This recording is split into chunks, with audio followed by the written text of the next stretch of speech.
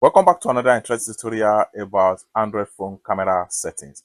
And in this video, I'll show you on how to enable fingerprint for camera settings shooting. So let me show you how. The very first thing you need to do is open up your camera.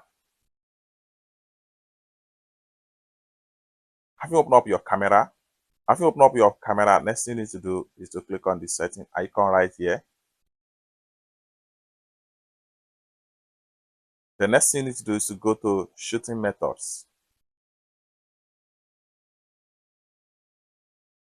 Next thing you need to do is to make sure you turn on this button. It's that simple.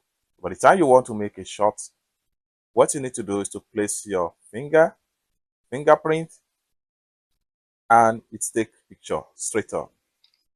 It's that simple. For more tutorial about camera setting on Android, consider to subscribe. Thank you so much for watching, and I hope to see you in my next video. Bye for now.